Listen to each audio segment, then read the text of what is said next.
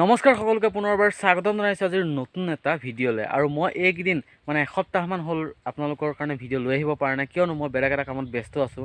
আৰু কি কামত ব্যস্ত আছোঁ আপোনালোকক কিছুদিনৰ পিছত জনাম, কিন্তু এতিয়া জনাব পৰা হোৱা নাই, গতিকে মই জনোৱা নাই। আৰু আজি আপোনালোকে হয়তো টাইটেলটো আৰু থাম্বনেইলটো দেখি গম পাইছে কিহৰ ওপৰত ভিডিঅ'টো বনাই আছোঁ। আৰু আজি আপোনালোকক জনাব গৈ আছোঁ যে আমাৰ অসমত যি ফাৰ্মিঙৰ ওপৰত গুৰুত্বটো বহুত বেছি হৈছে, গতিকে আপোনালোকৰ কাৰণে লৈ আহিছোঁ যে ছাগলী আপোনালোকে কি জাতৰ ছাগলী পুহিলে আপোনালোকে লাভ পাব ফাৰ্মিং পদ্ধতিৰে, অৰ্থাৎ লোকেল পদ্ধতিৰে নহয়। লোকেল পদ্ধতিৰে বহুতে পুহি আছে, 10টা 12টা এনেকৈ পুহি আছে, কিন্তু আপোনালোকে যদি ফাৰ্মিং পদ্ধতিৰে পুহে, কি জাতৰ পোৱালি আনিলে আপোনালোকৰ লাভ হ'ব, কি জাতৰ ছাগলী পুহিলে আপোনালোকে বেছি লাভ কৰিব পাৰিব, গোটেইখিনি আজি এই ভিডিঅ'টোত আলোচনা কৰিম। গতিকে ভিডিঅ'টো শেষলৈকে চাই থাকিব। আৰু যদি ভিডিঅ'টো চাই ভাল পায় এটা লাইক কৰিব, আৰু লগৰবোৰৰ মাজত এই ভিডিঅ'টো শ্বেয়াৰ কৰক, যাতে তেখেতলোকেও এই কথাখিনি গম পায়। তেনেহ'লে বলক আজি ভিডিঅ'টো আমি আৰম্ভ কৰোঁ। চাওক, আপোনালোকে যদি ছাগলীৰ ফাৰ্ম খোলে, তেনেহ'লে আপোনালোকক কওঁ যে আমাৰ ভাৰতত মূলতঃ 20ৰ পৰা 22টা জাত আছে যি ছাগলীৰ প্ৰজাতি। আৰু এই ছাগলী প্ৰজাতি বহুতে উন্নত বুলি নকওঁ, কাৰণ কিয়নো এই 20টা বা 22টা ছাগলী প্ৰজাতিৰ ভিতৰত 4টা ছাগলী মুঠেই উন্নত প্ৰজাতিৰ বুলি চিহ্নিত কৰা হৈছে। আৰু এই 4টা ছাগলী প্ৰজাতি কি কি আপোনালোকক কৈ আছোঁ।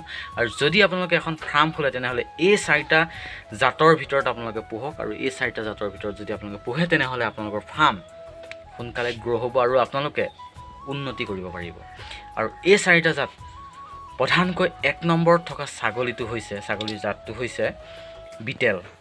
হয়তো আপোনালোকে বহুতেই শুনিছে আৰু বহুতেই হয়তো এই জাতটো পুহি আছে।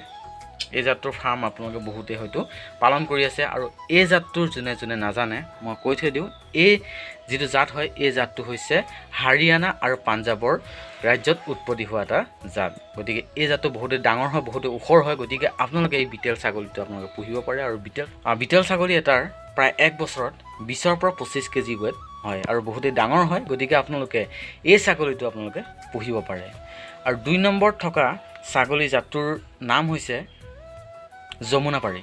আৰু যমুনাপাৰী ছাগলীটো হৈছে উত্তৰ প্ৰদেশৰ, আৰু ইও এটা বহুত উন্নত মানৰ ছাগলীৰ জাত। আপোনালোকে যদি ব্যৱহাৰ কৰে, তেনেহ'লে আপোনালোকে গম পাব। আৰু যিসকলে ধৰি লওক পালন কৰি আছে, তেখেতলোকেতো ভালদৰে গম পায়। গতিকে আপোনালোকে যদি ফাৰ্ম নতুনকৈ খোলে, তেনেহ'লে যমুনাপাৰী জাতটো আপোনালোকে ব্যৱহাৰ কৰিব পাৰে। এইটো এটা বহুতেই ভাল জাত।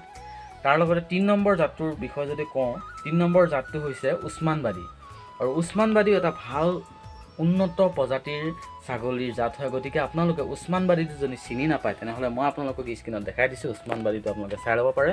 উছমানবাদী সেই জাতটো আপোনালোকে ব্যৱহাৰ কৰি এখন ফাৰ্মত আপোনালোকে ভালদৰে উন্নতি কৰিব পাৰে। তাৰ লগতে 4 নম্বৰ যিটো প্ৰজাতি হৈছে, 4 নম্বৰ প্ৰজাতিটো যদি মই কওঁ, তেনেহ'লে 4 নম্বৰ প্ৰজাতিটো হৈছে বাৰবাৰী। আৰু বাৰবাৰী এটা ভাল প্ৰজাতি হয়। সেই প্ৰজাতিটো আপোনালোকে ব্যৱহাৰ কৰি আপোনালোকৰ ফাৰ্মখন অতি অতি সোনকালে আপোনালোকে গ্ৰ' কৰিব পাৰে। আৰু এই জাতটো বহুত উন্নত মানৰ জাত হয় আৰু বহুত ডাঙৰ হয়।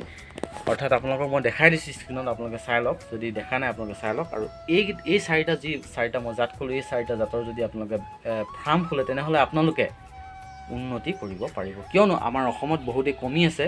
আমাৰ অসমত বিশেষকৈ উন্নত মানৰ জাতবিলাক ইমান নোপোহেই, গতিকে লোকেলবিলাকে পুহি আছে। আপোনালোকে যদি ফাৰ্মিং ক্ষেত্ৰত ভালকৈ ফাৰ্মিং কৰে, তেনেহ'লে এই 4টা জাতৰ আপোনালোকে পোহক, আপোনালোকে সফল হ'ব পাৰিব। মই আশা কৰিছোঁ যে আপোনালোকে এই ভিডিঅ'টো চাই ভাল পালে। যদি ভাল পালে এটা লাইক কৰিব, আৰু লগৰবোৰৰ মাজত এই ভিডিঅ'টো শ্বেয়াৰ কৰক, যাতে এই ভিডিঅ'টোৰ পৰা অলপ হ'লেও বুজি পায়। তেনেহ'লে আজিলৈ ইমানতে সামৰিছোঁ। ধন্যবাদ। জয় অসম। Bye bye.